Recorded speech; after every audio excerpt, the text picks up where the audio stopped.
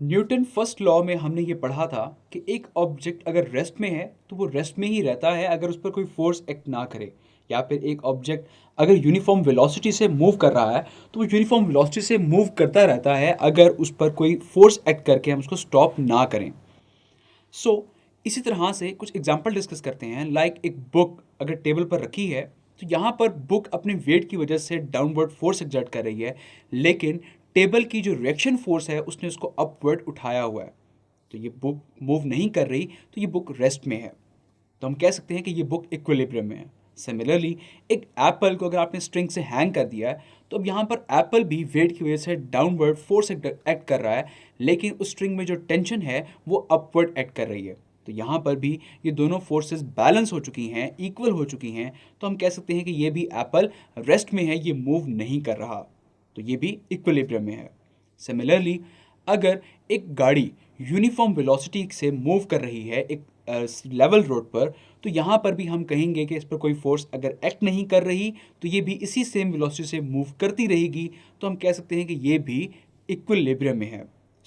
Equilibrium को हम इस तरह से डिफाइन कर सकते हैं, a body is said to be in equilibrium if no net force acts on it. Equilibrium को अंडरस्टैंड करने के लिए हम दो कंडीशंस डिस्कस करते हैं। The first condition is if the resultant of all the forces acting on the body is zero.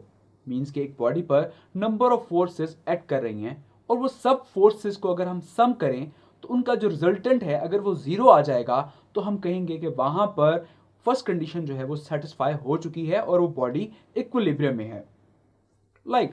हम कहते हैं कि बॉडी पर नंबर ऑफ फोर्सेस एक्सर्ट करेंगे F1, F2, F3 and till Fn। इन सब फोर्सेस को एड करें तो इसका आंसर जीरो आना चाहिए। We can say in a short form that summation F is equals to zero, और इस समीशन इस साइन को हम सिग्मा कहते हैं। आप sigma F is equal to zero भी आप इसको रीड कर सकते हैं। क्लियर? अब इसी तरह से एक फोर्स के दो कंपोनेंट्स होते हैं, the perpendicular components which is F of x and F of y। तो अगर ये फोर्स जीरो है तो इनके जो x कंपोनेंट और y कंपोनेंट हैं उनका सम भी जीरो आना चाहिए। यहां पे नंबर ऑफ फोर्सेस हैं तो इस तरह से इनका x component F1 of x, F2 of x plus F3 of x and so on Fn of x। तो इन सब के x कंपोनेंट को हम ऐड करेंगे तो उसका आंसर भी जीरो आना चाहिए। That mean the sigma F of x is equal to zero. इसी तरह से y कंपोनेंट्स को भी अगर आप ऐड अप करें तो इनका भी आंसर जीरो आना चाहिए। That mean the sigma F of y के जितने भी y कंपोनेंट्स थे फोर्सेस के उन सबको आपने ऐड अप कर दिया तो उसका आंसर भी अगर जीरो आ रहा है तो हम कहते हैं कि यहां पर first condition of equilibrium satisfy हो गई और वो बॉडी इक्विलिब्रियम में है। क्लियर? नेक्स्ट लेक्चर में हम डिस्कस करेंगे सेकंड कंडीशन ऑफ इक्विलिब्रियम।